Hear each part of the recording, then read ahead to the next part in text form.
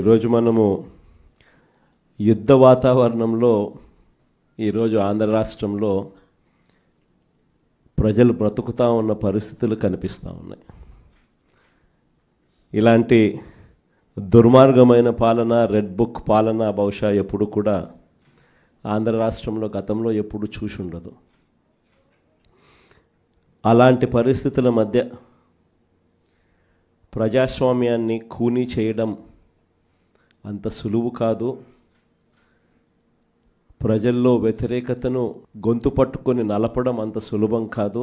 ఇచ్చిన మాటను, మేనిఫెస్టోలో చెప్పిన మాటలను నిలబెట్టుకోకపోతే నీ తోలు తీస్తాం అని చెప్పగలిగిన సత్తా వైఎస్ఆర్సీపీకి ప్రతి గ్రామం నుంచి ఆ కార్యకర్త లేస్తాడు అని చెప్పి చాటి చెప్పాం.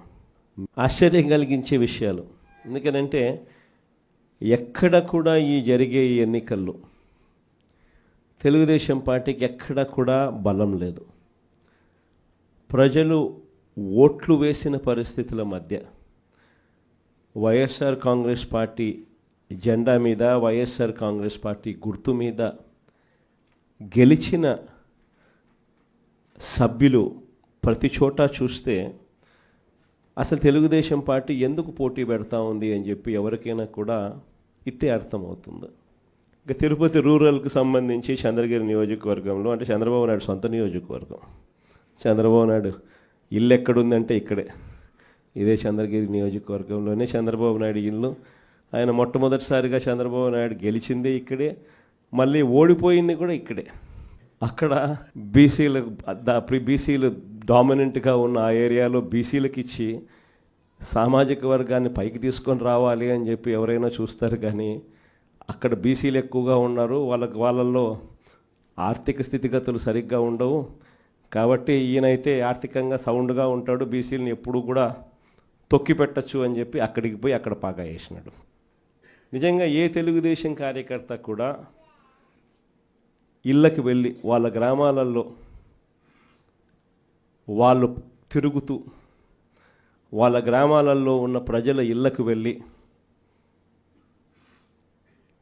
బాగున్నారా మీరు అని పలకరించే ధైర్యం చంద్రబాబు నాయుడు గారికి సంబంధించిన ఏ కార్యకర్తకు లేదు. కారణం, చంద్రబాబు నాయుడు గారికి సంబంధించిన ఏ కార్యకర్త అయినా కూడా ప్రజల్లోకి వెళ్ళి వాళ్ళ ఇళ్ళ దగ్గరికి వెళ్తే ప్రతి ఒక్కరికి కూడా వెన్నులో భయమే. చివరికైతే నా అక్క చెల్లెమ్మలందరూ పొద్దుటూరు నుంచి ఎదురు చూస్తూ ఉన్నారు, కడప నుంచి ఎదురు చూస్తూ ఉన్నారు. ఏదో ఉచితంగా బస్సు వస్తుంది, ఏదో విశాఖపట్నం పోయి రావచ్చు కదా, పొద్దున పోయి సాయంత్రానికి వెనక్కి రావచ్చు కదా అని చెప్పి అటువంటి చిన్న చిన్నవి కూడా పట్టించుకోవడంలా, దానికి కూడా దిక్కులేని పరిస్థితిలో ఈరోజు రాష్ట్రంలో పరిపాలన సాగుతూ ఉంది. మట్టి మైనింగు, నియోజకవర్గంలో ఏదైనా పరిశ్రమలు ఏదైనా నడవాలి అని అంటే పరిశ్రమలు అన్నీ ఎమ్మెల్యే దగ్గరికి రావాలా, ఎమ్మెల్యేకి అంతో ఇంతో ముట్ట చెప్పాలా, ఎమ్మెల్యే ముఖ్యమంత్రికి అంతో ఇంతో ముట్ట చెప్పాలా. నాకింత నీకింత అని రాష్ట్రాన్ని దోచుకొని తింటా ఉన్నారు. మొత్తం రాష్ట్రం అంతా కూడా చేసిన అప్పులన్నీ ఎక్కడికి పోతూ ఉన్నాయి. ఎందుకు సూపర్ 6 లేవు, ఎందుకు సూపర్ 7 లేవు అని అంటే, ఎందుకు జగన్ చేయగలిగేటాడు, ఎందుకు చంద్రబాబు నాయుడు ఎందుకు చేయలేకపోతున్నాడు అని అంటే కారణం నేను ఇంతకుముందు ఎలక్షన్ అప్పుడే చెప్పిన, జగన్ ఉంటే బట్టలు నొక్కుతాడు, నేరుగా ప్రతి అక్క చెల్లెమ్మ కుటుంబానికి నేరుగా పోతుంది. చంద్రబాబు నాయుడు ఉంటే బటన్లు ఉండవు, చంద్రబాబు నాయుడు ఉంటే నేరుగా ఆయన జోబీలోకి మాత్రమే పోతుంది అని చెప్పి ఎలక్షన్లప్పుడే నేను మొత్తుకొని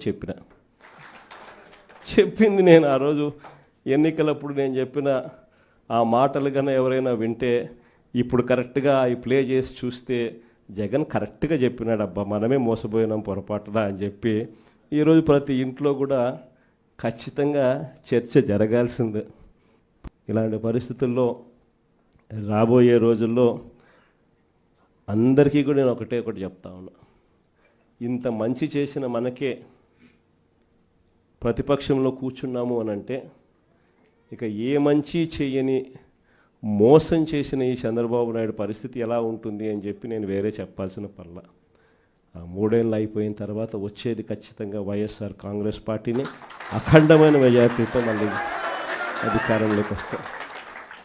ఈసారి వచ్చిన తర్వాత మాత్రం ప్రతి కార్యకర్తకు కూడా మీ జగనన్న జగన్ 2లో తోడుగా ఉంటాడు అని మాత్రం ఖచ్చితంగా చెప్తా ఉన్నా.